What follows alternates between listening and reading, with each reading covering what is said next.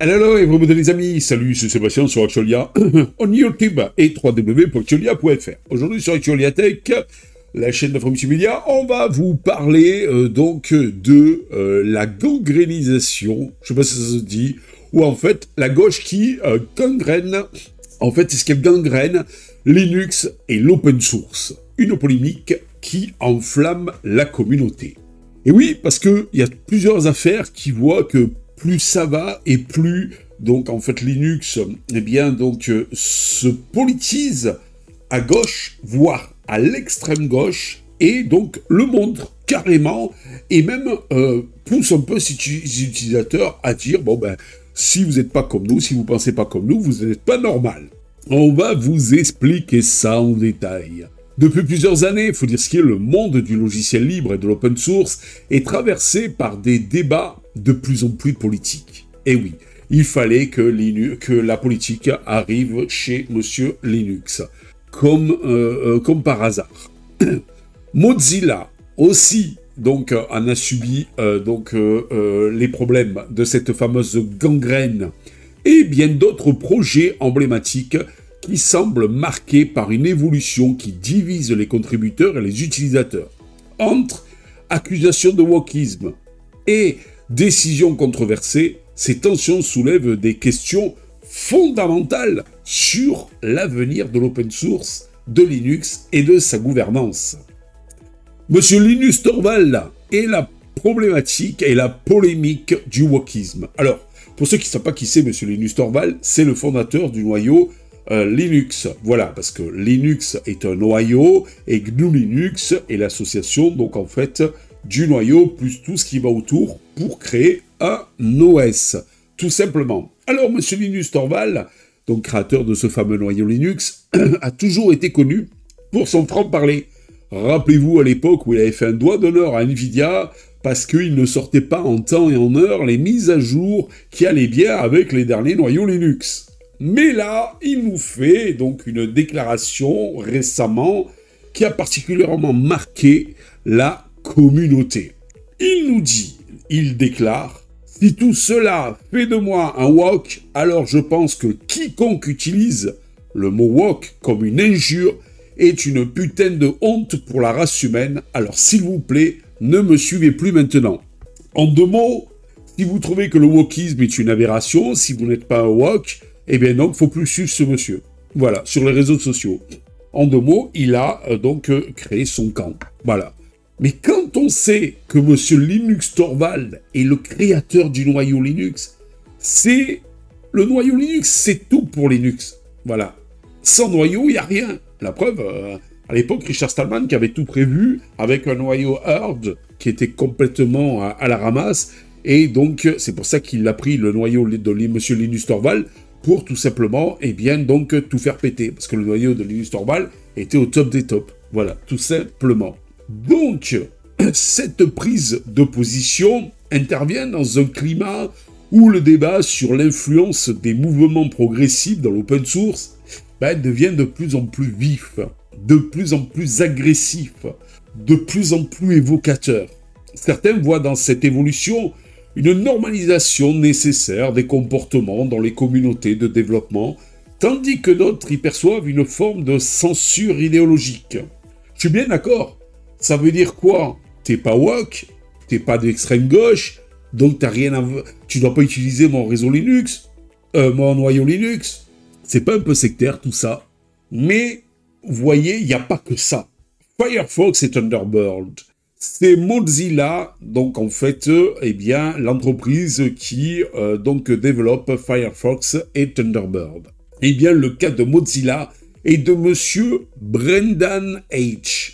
Un des premiers cas de tension idéologique dans le monde du libre remonte à l'époque de 2014, lorsque monsieur Brendan H., cofondateur de Mozilla et créateur de du JavaScript, a été contraint, écoutez bien, a été contraint de démissionner de son poste de PDG de Mozilla. La raison, il n'avait fait pas grand-chose de mal, le monsieur. Il a fait juste un don de 1000 $ en 2008 pour soutenir une proposition de loi en Californie, la proposition numéro 8, qui visait à interdire le mariage homosexuel. En France, il y a eu des manifs et tout ça contre le mariage aussi homosexuel quand M. Hollande donc, eh bien, avait proposé cette loi. Elle est passée, bon ok, mais il y avait aussi de grosses polémiques. Alors on aurait dû foutre dehors tous ceux qui étaient dans les manifs. Vous voyez, c'est assez phénoménal. Cette affaire, donc, avait déclenché une vive polémique opposant ceux qui estimaient qu'un dirigeant ne devait pas être sanctionné pour ses opinions personnelles, tout à fait, et ceux qui considèrent qu'un leader d'une organisation comme Mozilla devrait refléter des valeurs plus inclusives. Vous voyez par là, des valeurs d'extrême gauche, point. Voilà. Mettons des mots à des actes. Voilà, tout simplement. Depuis, Mozilla, qui développe Firefox et Thunderbird, est régulièrement accusé par certains utilisateurs d'avoir pris un virage très et trop politique, notamment en intégrant des messages et des initiatives alignées avec des causes progressistes. Est-ce vraiment le rôle d'une société open source telle que Mozilla de faire ça? Moi, je vous dirais que non. C'est pas fini!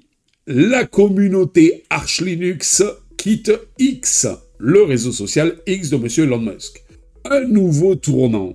Autre sujet brûlant, la communauté d'Arch Linux, connue pour son esprit libertaire et technique, commence à se retirer du réseau social X de M. Elon Musk, anciennement Twitter.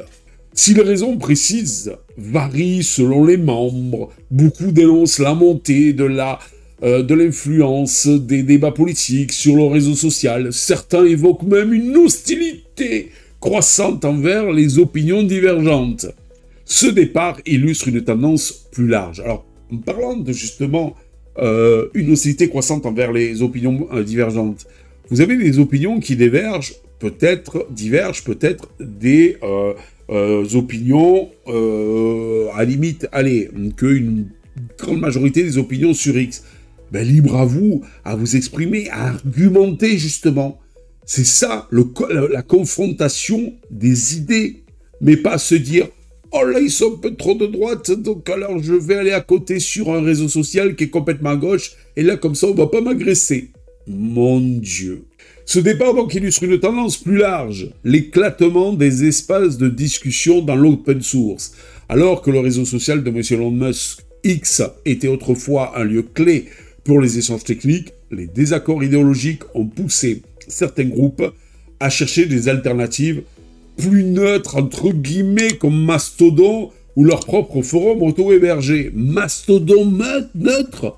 Mais c'est un repère de gauche comme Blue Sky. Mais pour eux, c'est neutre. Parce que c'est le camp du bien, de la pensée unique. Donc pour eux, c'est neutre. Voilà. C'est la folie d'en arriver là. Hein. C'est la folie. Hein. Ils auraient dit, bon, allez, je vais aller sur un réseau social Y, là où on accueille tout le monde, les gens de droite, de gauche, du centre, d'extrême, de tout ce que vous voulez, et tout le monde, eh bien, donc débat, échange des idées, confronte des idées, argumente et tout. Aujourd'hui, ouais, bon, c'est bonne guerre et tout ça, etc. Mais alors dire que les gars vont sur Mastodon, les gars de Monsieur Arch Linux vont sur Mastodon parce que c'est plus neutre, c'est quand même se foutre de la gueule du monde. Un futur divisé alors pour l'open source? Ben, la question de la politisation du monde du logiciel libre ne date pas d'hier, mais elle semble atteindre un point extrême, un point critique. D'un côté, il y a ceux qui pensent que la régulation, donc des comportements toxiques, et l'inclusivité sont des évolutions nécessaires. Et puis de l'autre, il y a certains qui craignent que cela n'entraîne une chasse aux sorcières et un affaiblissement de la diversité des opinions. Ben oui, parce que quand il n'y a pas confrontation d'idées, eh ben automatiquement, il y a un affaiblissement de la diversité des opinions. Voilà. Et après, ben, on va comme ça, petit à petit, vers une pensée unique.